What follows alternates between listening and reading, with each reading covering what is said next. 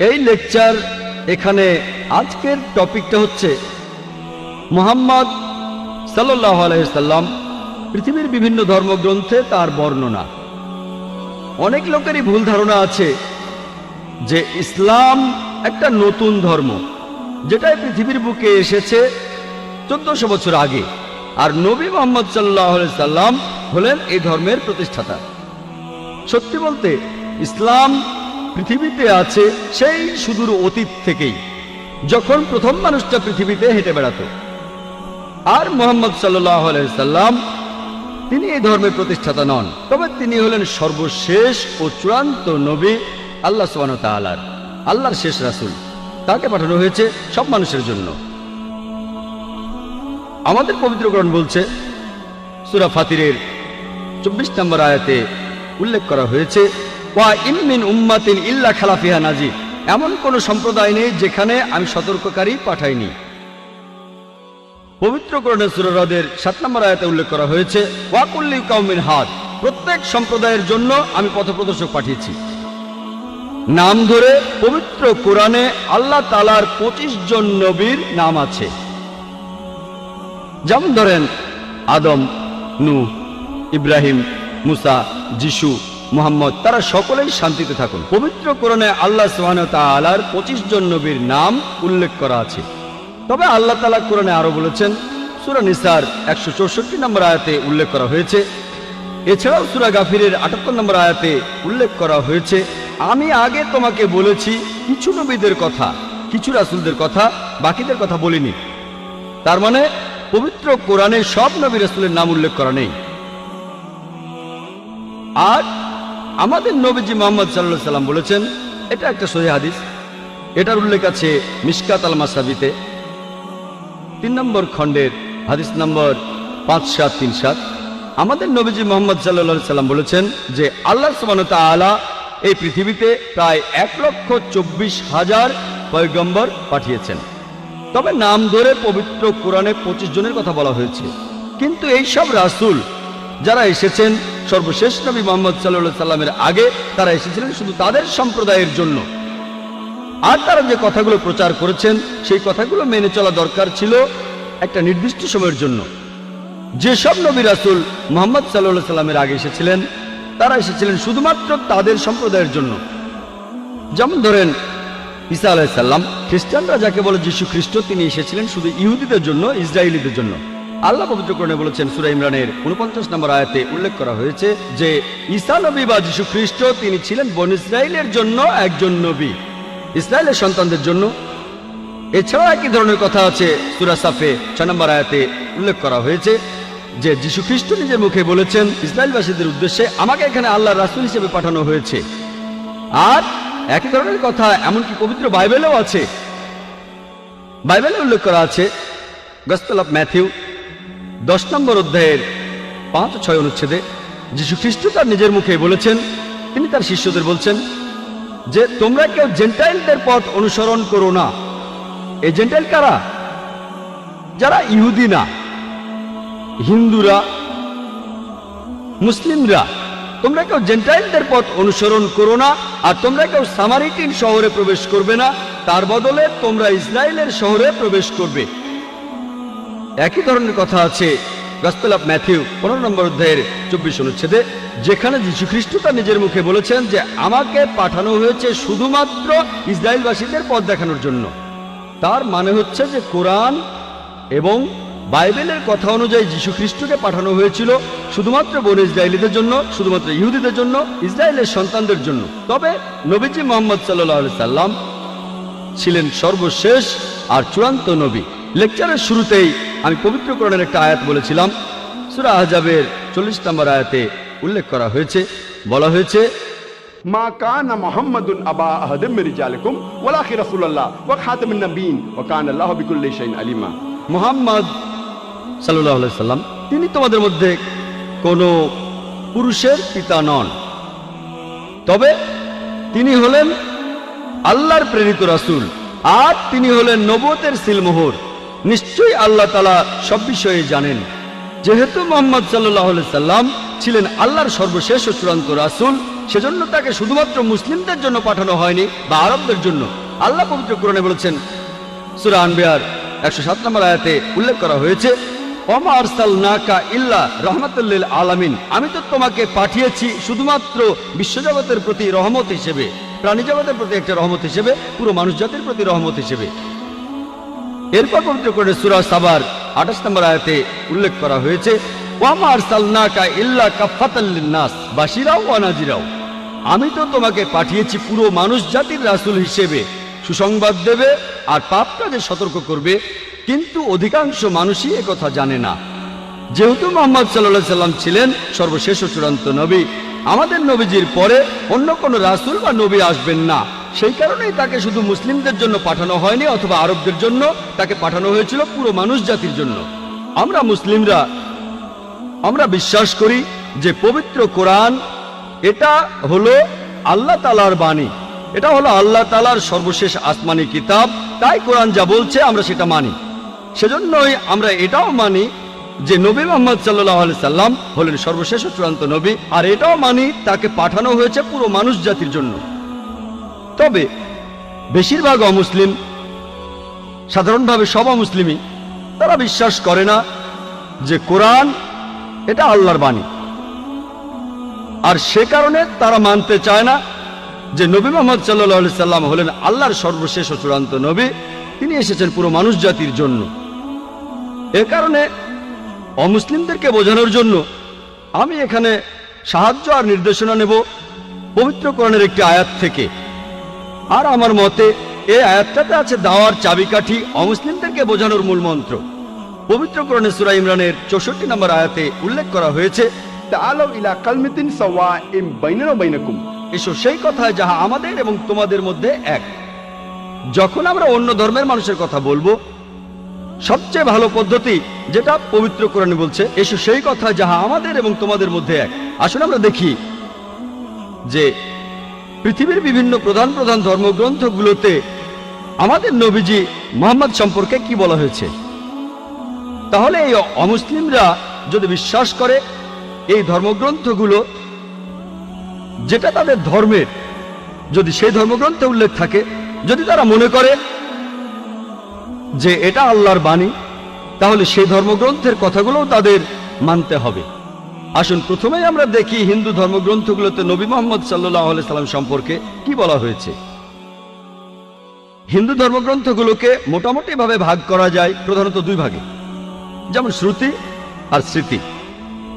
শ্রুতি অর্থ হচ্ছে যেটা প্রকাশিত হয়েছে, যেটা সবাই বুঝতে পেরেছে, যেটা মানুষ শুনেছে।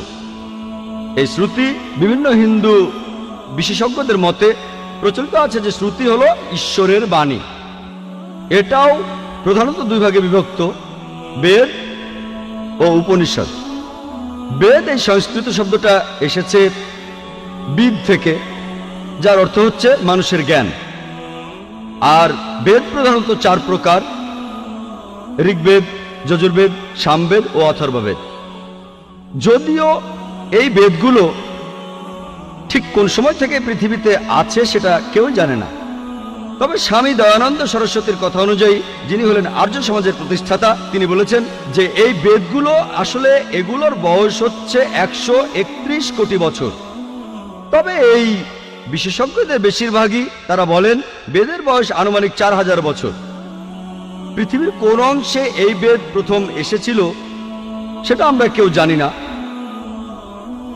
কার উপরে এটা নাজিল হয়েছিল সেটাও আমরা জানি না। যদিও এই সব ব্যাপারগুলো পরিষ্কার নয়, তারপরও হিন্দুরা মনে করে যে এটাই আল্লাহর বাণী, এটাই হলো সবচেয়ে বিশুদ্ধ আর পবিত্র ধর্মগ্রন্থ যাবতীয় হিন্দু ধর্মগ্রন্থগুলোর মধ্যে। আসুন প্রথমেই আমরা দেখি হিন্দু ধর্মগ্রন্থগুলোতে নবী মুহাম্মদ সাল্লাল্লাহু আলাইহি সাল্লাম সম্পর্কে কি বলা হয়েছে। হিন্দু ধর্মগ্রন্থগুলোকে মোটামুটিভাবে ভাগ করা যায় প্রধানত দুই ভাগে, যেমন শ্রুতি আর স্মৃতি। শ্রুতি অর্থ হচ্ছে যেটা প্রকাশিত হয়েছে, যেটা সবাই বুঝতে পেরেছে, যেটা মানুষ শুনেছে। এই শ্রুতি বিভিন্ন হিন্দু বিশেষজ্ঞদের মতে প্রচলিত আছে যে শ্রুতি হলো ঈশ্বরের বাণী। এটাও প্রধানত দুই ভাগে বিভক্ত, বেদ ও উপনিষদ। বেদ এই সংস্কৃত শব্দটা এসেছে বিদ থেকে, যার অর্থ হচ্ছে মানুষের জ্ঞান।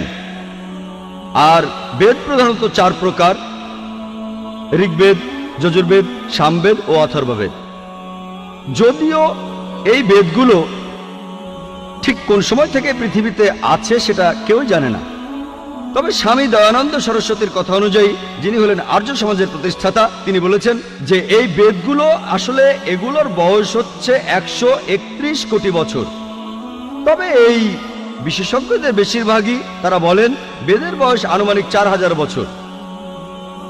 পৃথিবীর কোন অংশে এই বেদ প্রথম এসেছিল সেটা আমরা কেউ জানি না, কার উপরে এটা নাজিল হয়েছিল সেটাও আমরা জানি না।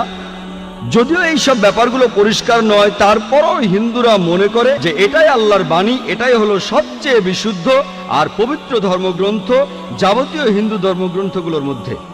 এরপরে গুরুত্ব পাবে তাদের উপনিষদ। এসেছে সংস্কৃত শব্দ থেকে উপা, যার অর্থ কাছে, নি অর্থাৎ নিচে, সদ অর্থাৎ বসা, কাছে এসে নিচে বসা। এককালে শিষ্য ছাত্ররা বসত তাদের শিক্ষকদের পায়ের কাছে, এটাকে বলা হচ্ছে উপনিষদ। এর অর্থ জ্ঞান, যেটা যাবতীয় অজ্ঞতা দূর করে দেয়। পৃথিবীতে 200-রও বেশি উপনিষদ পাওয়া যায়, তবে হিন্দু রীতি বলে এর সংখ্যা হলো 108। এগুলোর মধ্যে কিছু উপনিষদকে বলা হয়েছে প্রধান উপনিষদ। কেউ বলে 10টা, কেউ বলে 12টা। শ্রী রাধাকৃষ্ণ তিনি 18টা বেছে নিয়ে বই লিখেছেন, এগুলোই প্রধান উপনিষদ। পরের স্তরের ধর্মগ্রন্থগুলো হলো স্মৃতি। স্মৃতি মানে যেগুলো মনে রাখা হয়, অর্থাৎ স্মরণে রাখা। হিন্দু বিশেষজ্ঞরা বলেন এই স্মৃতি, এই গ্রন্থগুলো মানুষ লিখেছে, ঋষিরা। আর এর অবস্থান শ্রুতির পরে, শ্রুতির অবস্থান উপরে, তারপরে হচ্ছে স্মৃতি। এগুলোকে বলা হয় ধর্মশাস্ত্র, কারণ এগুলো বলে যে একজন মানুষ কিভাবে চলবে, সম্প্রদায় কিভাবে চলবে, সমাজ কিভাবে চলবে। স্মৃতির মধ্যে খুব গুরুত্বপূর্ণ হলো বিভিন্ন পুরাণ। পুরাণ অর্থ প্রাচীন। এসব পুরাণে বিভিন্ন দেবতার কথা আছে, বিশ্ব সৃষ্টির কথা আছে, সাহিত্য আছে। আর মহারিষি ব্যাস এইসব পুরাণগুলোকে 18টি খণ্ডে ভাগ করেছেন। এগুলোর মধ্যে একটা গুরুত্বপূর্ণ পুরাণ হলো ভবিষ্য পুরাণ। ভবিষ্য মানে ভবিষ্যৎ। এই পুরাণ ভবিষ্যৎ নিয়ে কথা বলছে। আর ভবিষ্য পুরাণে উল্লেখ করা আছে 3য় পর্ব, 3য় খণ্ড, 3য় অধ্যায়ের 5 থেকে 8 অনুচ্ছেদে যে একজন ম্লেচ্ছ আসবেন তার সঙ্গীদের সাথে নিয়ে মরুভূমি থেকে। তার নাম হবে মুহাম্মদ সাল্লাল্লাহু আলাইহি সাল্লাম। রাজা ভোজ এই দেবতুল্য মানুষকে স্নান করিয়ে পবিত্র করবেন আর তাকে স্বাগত জানাবেন সম্মানের সাথে, তার সাথে কথা বলবেন শ্রদ্ধার সাথে, আর বলবেন, হে মানুষ জাতির গর্ব, আপনি শয়তানকে হারানোর জন্য একটা বিশাল বাহিনী বানিয়েছেন। এই কথাটা ভবিষ্য পুরাণ 3য় পর্ব, 3য় খণ্ড, 3য় অধ্যায়ের 5 থেকে 8 অনুচ্ছেদে আছে। এখানে বলা হয়েছে একজন ম্লেচ্ছ আসবেন। ম্লেচ্ছ এই সংস্কৃত শব্দটার অর্থ একজন বিদেশি। তিনি আসবেন তার সঙ্গীদের সাথে নিয়ে। সাহাবাদের কথা বলা হচ্ছে। আসবেন মরুস্থল থেকে। সংস্কৃত মরুস্থল শব্দটার মানে বালিময় স্থান বা মরুভূমি। তার নাম হবে মুহাম্মদ সাল্লাল্লাহু আলাইহি সাল্লাম। রাজা ভোজ এই বিদেশির সাথে কথা বলবেন শ্রদ্ধার সাথে, আর বলবেন, হে মানুষ জাতির গর্ব। আপনারা জানেন যে মুহাম্মদ সাল্লাল্লাহু আলাইহি সাল্লাম তিনি মানুষ জাতির গর্ব। আল্লাহ পবিত্র কোরআনে বলেছেন, সূরা কালামের 4 নম্বর আয়াতে উল্লেখ করা হয়েছে, নিশ্চয়ই তুমি সবচেয়ে মহান চরিত্রে অধিষ্ঠিত। পবিত্র কোরআনে সূরা আহজাবের 21 নম্বর আয়াতে উল্লেখ করা হয়েছে, নিশ্চয়ই আল্লাহর রাসূল মুহাম্মদ সাল্লাল্লাহু আলাইহি সাল্লাম, তার মধ্যে তোমাদের জন্য উত্তম আদর্শ রয়েছে। কুরআন আরো বলছে যে সেই লোক তার বাহিনী নিয়ে শয়তানের বিরুদ্ধে যুদ্ধ করবে। আমরা জানি আমাদের প্রিয় নবীজি এই কাজটা করেছিলেন। এই ভবিষ্যৎবাণী একেবারে স্পষ্ট করেই বলছে মুহাম্মদ সাল্লাল্লাহু আলাইহি সাল্লামের কথা। কিছু মানুষ বলতে পারে এখানে যে ভোজ রাজার কথা বলা আছে তিনি ছিলেন 11 শতাব্দীতে, মুহাম্মদ সাল্লাল্লাহু আলাইহি ওয়াসাল্লামের জন্মেরও 500 বছর পরে। আর এই ভোজ রাজা ছিলেন রাজা শিলাবাহন এর 10ম বংশধর। এই মানুষগুলো এটা বুঝতে পারে না যে মিশরের সম্রাটদের পদবীর মতো তারা রাজাদের টাইটেল দিত ফারাও। অতীতে অনেক ফারাও ছিল, মাত্র একজন ফারাও ছিল না। তারপরে দেখেন রোমের সম্রাটদের তাদের পদবি ছিল সিজার। সিজার একজন ছিল না, অনেক সিজার ছিলেন। একইভাবে ইন্ডিয়ার রাজা, তাদের টাইটেল ছিল ভোজ। তাহলে ভোজ নামে একজন রাজা ছিলেন না, অনেক রাজাই ছিলেন। এই ভোজ রাজা, ইনি কিন্তু 11 শতাব্দীর ভোজ রাজা নন, ইনি তারও অনেক আগে রাজত্ব করেছিলেন। এরপর ভবিষ্য পুরাণায় বলা হয়েছে, 3য় পর্ব 3য় খণ্ড 3য় অধ্যায়ের 10 থেকে 27 অনুচ্ছেদে আছে, ম্লেচ্ছদের বসবাসের স্থান নষ্ট হয়ে গেছে। এখানে যে শত্রুরা আগে রাজত্ব করত, এখন সেখানে এসেছে আরো শক্তিশালী শত্রু। আমি একজন মানুষকে পাঠাবো যার নাম হবে মুহাম্মদ সাল্লাল্লাহু আলাইহি সাল্লাম। মানুষকে পরিচালিত করবেন সরল পথে। হে রাজা ভোজ, তুমি পিশাচদের রাজ্যে কখনোই যাবে না, কারণ আমি আমার দয়া দিয়েই তোমাকে পবিত্র করব। তারপর দেবতুল্য একজন মানুষ ভোজ রাজার কাছে আসলো, তারপর বলল যে আর্য ধর্ম এই পৃথিবীতে প্রতিষ্ঠিত হবে। এটা হবে ঈশ্বর পরমাত্মার আদেশে। আমার অনুসারীদের খাতনা দেওয়া থাকবে, তাদের মাথার পেছনে কোনো টিকি থাকবে না, তারা মুখে দাড়ি রাখবে, তারা একটা বিপ্লব করবে, তারা প্রার্থনার জন্য আহ্বান করবে, তারা সব হালাল খাবার খাবে, তারা বিভিন্ন পশুর মাংস খাবে, তবে এই লোকগুলো শুকরের মাংস খাবে না।